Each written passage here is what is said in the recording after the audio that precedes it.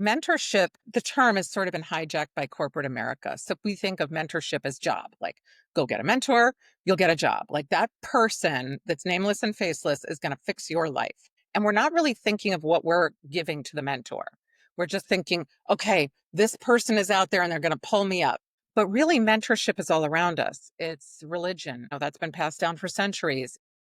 Every grandma who's passed down the traditions and values in the family line, that's mentoring. We're never going to remember Bob the accountant in 300 years, but we'll remember the recipes, our religion, culture, values, those sorts of things. So here's really what mentorship is. It's like a recipe.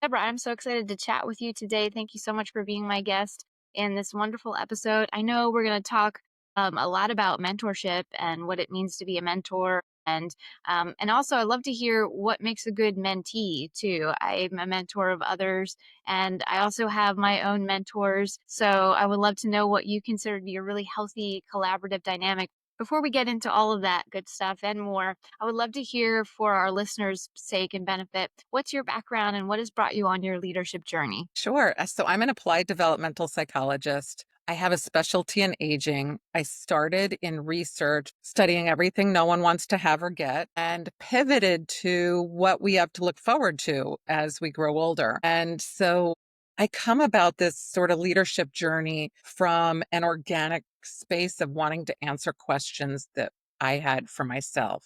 Like, what is it that we have to look forward to? That mattered to me, thinking, do we only have to look forward to like frailty and depression and things like that? Nobody wants to think that. So I started to look at mentorship because that's a form of generativity where it's an emotional developmental lifespan that we hit in midlife, where the mentor, the person who is the designated person giving back, has a desire to do that innately, to give to others without expecting anything in return. And we do that, what I've learned is because we want to leave a footprint. We want to leave a mark. We don't want to check all the boxes that we have been set out to check all of our youth years and say, hey, what did any of that matter? So that's how I got into looking at mentorship, was from the mentor's perspective. Why do they want to do it?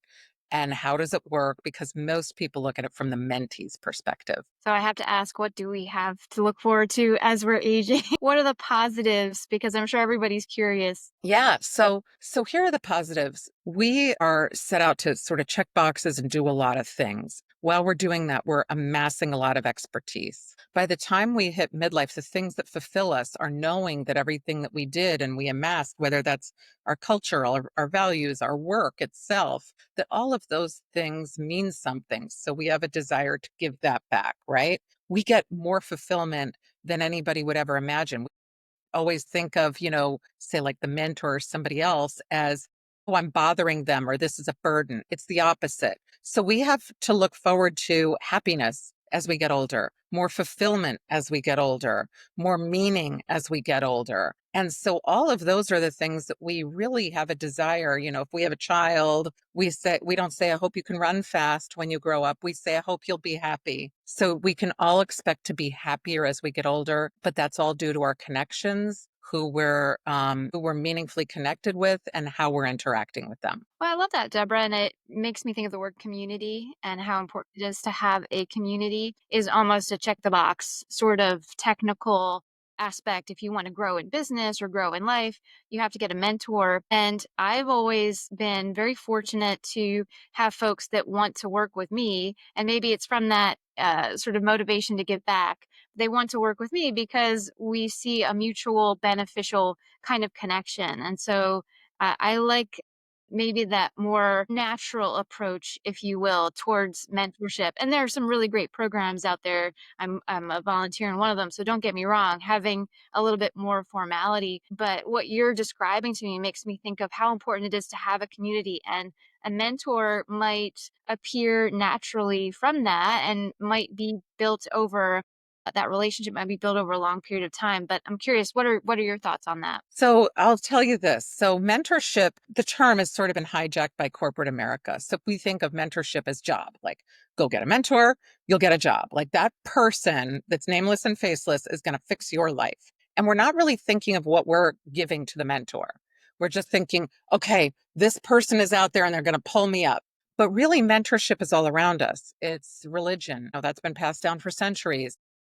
Every grandma who's passed down the traditions and values in the family line, that's mentoring. We're never going to remember Bob the accountant in 300 years, but we'll remember the recipes, our religion, culture, values, those sorts of things. So here's really what mentorship is. It's like a recipe. And most people think of it as I'll just need to check a box, put two people together, and we're good to go. But that would be like saying, I'm just going to arrange a marriage for everybody in the whole entire world, and we're good to go. Not all of them are going to work out. Here's really what it is. If you're going to look at mentorship, it's really a developmental milestone. It is an emotional thing, it is not a transactional thing. So it's an emotional milestone. It starts with generativity, with a mentor having a desire to give something back. So if I said to you, hey, Rebecca, I would like to teach you something about accounting. I'm going to give you all my knowledge because you're coming up in the accounting world.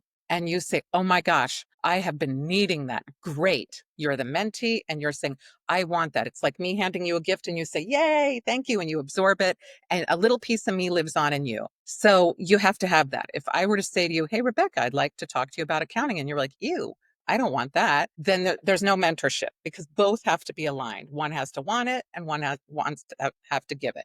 The next thing is that it has to be intrinsically motivated. So if I said to you, hey, Rebecca, do you want to go give your time at a soup kitchen, giving out food and beverages to hungry, thirsty people? Most people say, yeah, I'll do that. That makes me feel really good to do that. Now pretend you're driving there and I call you up and I say, hey, Rebecca, turn left. And instead of going to the soup kitchen, give your time at Starbucks. That's a whole different feeling. You expect to get paid at Starbucks. You would not feel good giving out food and beverage to hungry, thirsty people at Starbucks if you're not getting paid. So if you're in the workplace and they have a mandatory checkbox mentoring program, it's probably not really mentoring because the person feels like they must do it. It's an obligation or a transaction. A person might feel like if I don't do it, I'm not going to get ahead in work. Somebody will think that I'm, not altruistic, or there's all this baggage that goes along with it. You also have to be meaningfully connected. So you can have all of those things. But if you don't like me, you're like, ew, you know, Debbie, she's not my kind of person. I don't like her. It's not going to work. It has to be that both people like each other and feel connected. We also need to have trust. So if you said, hey, I do not feel comfortable telling Debbie everything I don't know, she's going to hold that against me at work and I'm not going to get promoted. We need to be able to express vulnerability. Likewise, if I said, you know what, I think Rebecca's going to steal all my ideas and go start her own something or other. This happens all the time in entrepreneurship. So both people have to trust each other. And finally, there has to be a goal. And that, we all do this and we just don't even realize it. But it has to be that I come to you and I say, hey, Rebecca, I'm looking to get the lay of the land of this company. Can you give it to me? And you say, sure, I'll give that to you. That's a goal. It just doesn't feel like it. So if we even change one of those ingredients or take it out, it's like baking brownies without sugar. It'll look like it, but it won't taste like it. So it needs all of those to actually be mentorship. That's a wonderful, very comprehensive, but a summary that helps people, I think, get a visual or an idea of what good mentorship can or what it could maybe potentially turn into like a negative if it's not really that natural. Like I was sort of feeling, having a natural. And it could be one thing. We have a training program within my team, and we pair up our seasoned employee with someone who's a little bit newer, and we try to make sure that we're matching people and monitoring that. But I'm wondering, are there better ways to go about something like that? Is there something that you would advise when you want to have a structure for providing people with that kind of training and you want to make sure that it is being efficient and effective at the same time and that people are paired up well, but and maybe you can't have that sort of natural kind of gravity towards other people. So is there a happy medium where you can have the best kind of outcome in a situation where people need that extra training and support and you want to be able to provide it for them within a company setting. To call that an advisor at work rather than a mentor. Because if you're required to do it, you're really not a mentor. People will say, "Oh my gosh, you mentor me," because I teach at a university. And I'm like, "No, I'm not. I am advising you. I am this is part of my job. I do a good job. And part of that is advising you. If I'm outside of work and we're talking, then I'm mentoring you. But if it's part of my job, then I'm not a mentor if I'm getting paid for it." So an advisor is somebody, if I'm at a university and I'm getting advice from my professor, that's their job. They're not mentoring you. They're doing their job and hopefully they're doing a good job. Leaders are supposed to be doing these sorts of things. So I think that a lot of people put the term mentor there and it makes it makes it very ambiguous. So people don't know quite what to expect. So I believe that we should have advisors at work. We should have coaches at work and people should find their mentors. Now, you can do that organically where you set it up and you say, "Look, we're going to make a board here." And some places do this where they say, "If people would like to mentor, we're going to have you come out and tell what you can mentor in." And then people can go and meet up with you and see if that matches what they want. So, an example that I have in the book that I wrote, The Mentorship Edge, a woman who's totally qualified went from NASA to IBM. And she was afraid. She didn't know what to do.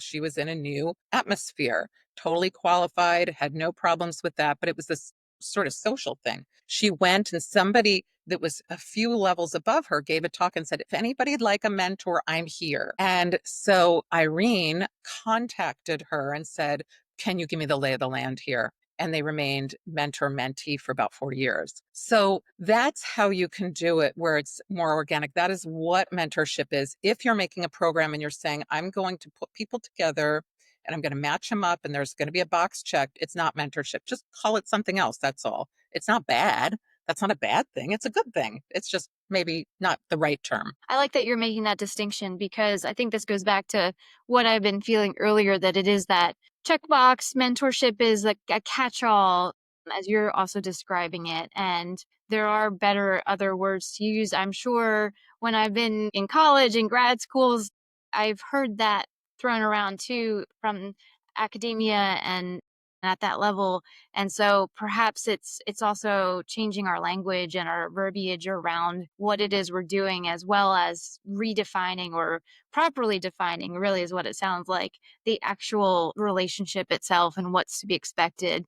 And that also brings me to, and you touched on it a little bit as well, but what makes a good mentor versus what makes a good mentee so that you have a really great, wonderful, enriching relationship? Say that if there's a bad one in either place, then it's not mentorship. So it's really the meaningful connection that is the key there. So people will say, "Oh, what do you do if you have a toxic mentor?" Well, they're not a mentor. Just, I mean, like, there's no toxicity in mentorship.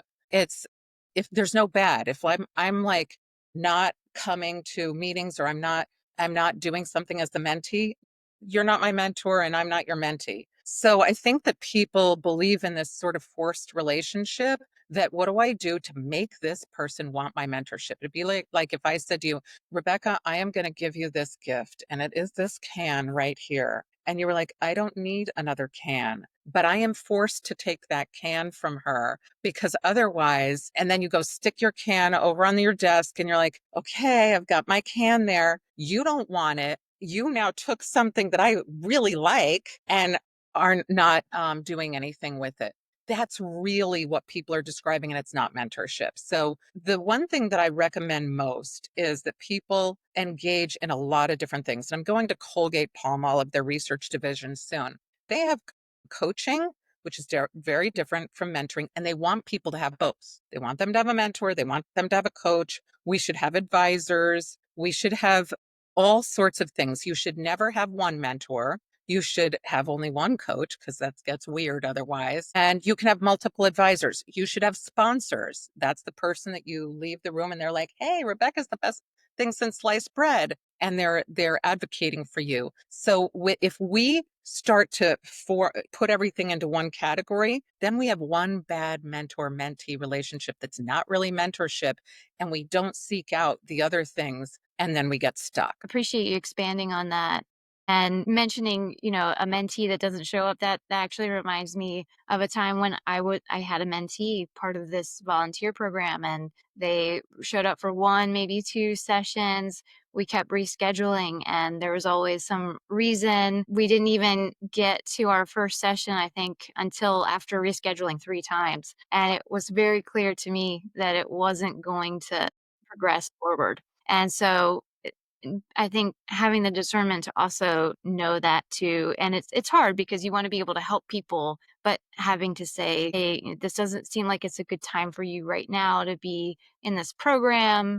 Perhaps you can reapply at another time," and, depending on who's matched with you then, they can better support you, but knowing when it's not gonna be a good relationship is probably just as important, I would imagine, as knowing what it goes into a really great relationship too, and what to look for if you are mentoring or being mentored by someone. You know, thank you for mentioning that with the matching. There are so many matching programs. They tend to be terrible. And if somebody's in a matching program, I'm not at all saying it's bad, but I'll say this: overmatch. Give a person 5 mentors to match with, because then they can feel like, okay, I can get my match. Or give the mentor, we're mentor focused at the Mentor Project.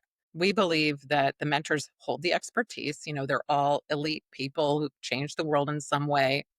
um, the mentee really has to want to meet with that person, because the mentor is going to give what they're going to give. So you can match people up like 5 different, and you can see, is this going to work? Isn't this? And because it's not the fault of anybody if you don't mesh with somebody, it could just be that that's not your person. If you think about it friendship wise, how often have you gone to, say, a party or cocktail party or a networking event? You don't go out and then say, every one of those people are my new best friends. You'll say, maybe I met one as a good night out, right? Where you say, this is somebody that I would keep in touch with. You may even go and not one single person is your person. That is not a failure. And you are not a failure for not coming up with somebody that's your new BFF. That's the same with mentorship. It's because the meaningful connection has to be there. So a lot of people feel like they're a failure if it doesn't work on their end. And they say, oh, I really don't like what this person's giving me, but I feel like I'm a failure if I say I need somebody else. Or the mentor feels like, and I've heard this from mentors, oh my gosh, this mentee's not coming around. I thought this would be great. Well, there's just something there. It's not you personally. It's that and a lot of people think this is what I want, but it isn't. It's like, if you've heard somebody who's like, I want a tall, beautiful, whatever to date, and then you see them with somebody short that looks different, and they're like, that's my new true love. We all do that, and mentorship is no difference. Where humans are complex and quite often contradictory, right? Exactly. Yeah. So we don't know what we don't know. And meeting new people is a way that we can say, now I know this is my person. Maybe this is my person, or absolutely this is not my person.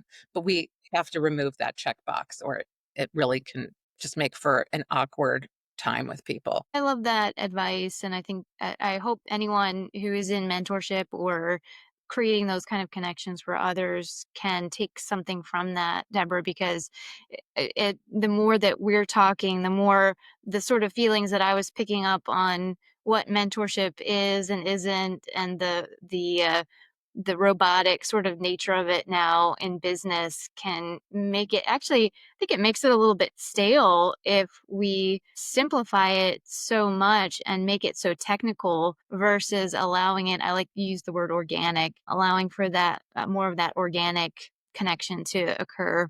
I want to go back a little bit because I could imagine some folks might be curious, what's the difference for you in mentorship versus coaching versus advising, and what could those different types of consulting conversations or just advising kind of sessions look like for the different kinds of roles? Because I have an idea in my own head, but I don't want to assume, and I don't want to assume other people know too. So mentorship is obviously an intrinsically motivated, not paid, meaningful connection. So with that, the goal is an emotional one between the mentor and the mentee. If you're coaching, the goal is the company and getting the person to a new place. It's transactional. It is not an emotional connection. Now, you could love your coach.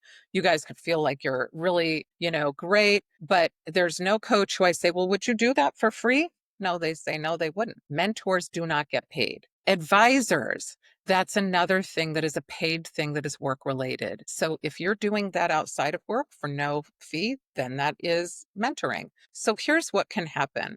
You could be, and this happens in the university setting all the time, even with teaching with younger people, you can be in a situation where you're advising somebody. And then that develops beyond school. Where a professor, in the book I write about this, where one professor and his former advisee became a mentee, and then they wrote a book together. So it shows the whole thing about how advisor to mentor to then colleague, that shifted and changed. So when you're talking about mentorship, it's more of a moving target in terms of where you're going to go with that. You might end up mentoring somebody once and then that's it. You could make it a 4-year goal changing movement that you have, or it could be that you shift to being colleagues or friends. With coaches, you're always the coach. You are there with the goal for the job. I am going to get you to where you need to go, or we're going to help you solve problems. You're going to get there in this particular way. Can you become friends later? Yes. It usually doesn't happen that the person mentors, they remain a coach. It can, but that would mean no pay and moves to the mentoring capacity. In terms of advisement, it's just like I mentioned before.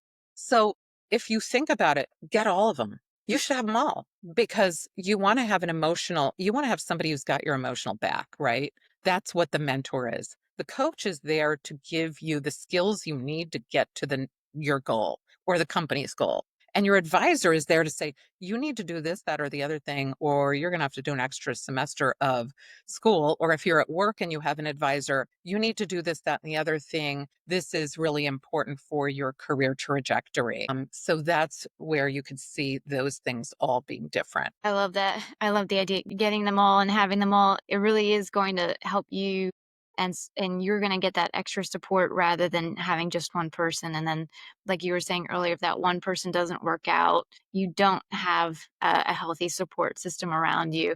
And it's really beneficial. I haven't thought about it in this way, but thinking the different kinds of relationships. And I imagine that an advisor is going to perhaps be a little bit more direct or transparent with you about your progress and the steps you need to take to go from A to B to C. And a coach can help you with the daily or the weekly or quarterly, however you're progressing. But having that mentor, as you were saying, it doesn't need to be a set amount of time. And it could be someone that you return back to, or maybe the dynamic changes. So I like that you're giving room for the, we talked about humans being complex, that there's the complexity of life and the journey of life. And you never know when someone might reappear, or a connection you have might become something more, like you're sharing with the professor and their students. So I hope that everybody can sort of take to heart and mind this idea that mentorship is a lot more specific than I think we've made it. And I like how you're pointing out too, it's not really a paid gig, and it needs to be that volunteer situation because people have to want to be in that relationship. So I really appreciate that. And I'm wondering, when it comes to the lateral mentorship and the hierarchical mentorship that you talk about, if we dive a little bit deeper, what's the difference between those two? Because now we're getting into the nitty gritty, if you will, and I want to learn more about this. So share, what is that and what does that mean? So hierarchical mentoring, everyone thinks of that as mentoring. That's somebody that's going to pull you up because we've now started thinking of mentorship in terms of work. But even in the workplace, everywhere, lateral mentoring is actually the most impactful. It's the one that we are doing all the time. We don't know it. So we don't really get to fully engage in it and make as much impact as we'd like. But let me give you an example of lateral mentorship. That is where I'll give you an example that's in the book. So there's this guy, Steve, and he's at work. And I'll give you another work example. And he has a boss. And his boss comes in and he says, hey, Steve, I'm going to give you this impossible task to do in an impossibly short amount of time. And we've all been there where somebody does that. And Steve says, don't worry, I've got it.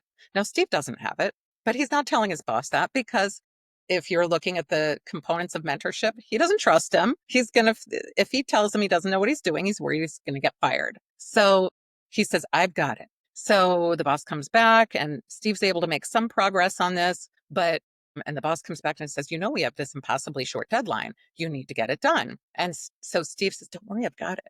But he calls his friend Steve and he says, hey, Steve, I know that you know this specific area of programming that I don't know. Can you help me? Can you guide me through what I need to do? And Steve says, I'll come over after work. I got to finish my job. I'll come over. No one knows Steve is going over there after work and helping Steve. But they make an enormous amount of progress because Steve is able to guide him and give him his expertise and knowledge that adds to what Steve already has. They do this night after night. It's like Rumpelstiltskin. They're like weaving wheat into gold at night. No one knows that he's coming in. And Steve finally looks like the superstar because he finishes it early. And his boss says, oh my gosh, Steve, this is amazing. And Steve said, I told you I had it. But what really happened was Steve Jobs was the guy at Atari. His boss was Al Alcorn. Steve Wozniak was the guy coming at night. And the thing that they were working on was Breakout, the very first video game for Atari. So this is an example of lateral mentoring. Steve Jobs called his friend Steve Wozniak, who knew something, had expertise that he didn't have. Steve Wozniak wasn't his boss. He felt totally fine being vulnerable in front of him and saying, I don't know what I'm doing. Can you help me? Now, those two continued that lateral mentoring relationship all the way through to form Apple and their whole existence. This happens with, the founding of our country. It was a bunch of people who nobody was the boss. They all came together with their different areas of expertise and banking and whatever, and they formed the country. So this happens in the workplace where you turn and look to your left or you look to your right and you're like, who can I ask to help me with something? And those are your safe people, and they're going to help you because they have nothing to lose. If you do well and they're in a different department, they don't care. And so that makes it a very safe way to get your mentorship. I love that story, Deborah. I never heard that story before. I've heard plenty of the Steve Jobs stories, but that is a great one. Thank you for sharing that. And you're right. It is quite remarkable. A bunch of people gathering together to form a country, and there is no one singular person in charge. And I would hope that that would be the same for any company where everybody has that sort of great positive intention for each other and we're not gatekeeping information. That's certainly the kind of environment that I seek to influence and instill in others, and so much more powerful when we have all those people in our corner. I am definitely going to get a copy of your book. I want other people to make sure that they can reach out, connect with you, and also grab a copy and learn more, because you've already helped me shape a lot of where my thoughts were straying along the mentorship line. And I know there's a lot more information to enjoy and receive from you. So where would you like people to go online to get a copy of your book, check you out, and connect with you? You can get the book anywhere you buy books, and it's an audio format too, if you're somebody who likes audio formats. Amazon, Barnes & Noble, wherever you get your books. And it's available in all formats, Kindle, hard copy, and in the audio formats. Go wherever you'd like for that. You can also find the links on my website, www.deborahheiser.com. We'll have the links below for everybody to go forth and grab their copies and check you out. Deborah, thank you so much. You're welcome back anytime. I think we could probably talk for hours on this, but I know we don't have hours. So grab a copy of the book. Deborah, please let us know whenever you'd like to come back. And audience, you are wonderful listeners. Thank you so much for joining us for another episode of Bad Bosses, Great Leaders podcast.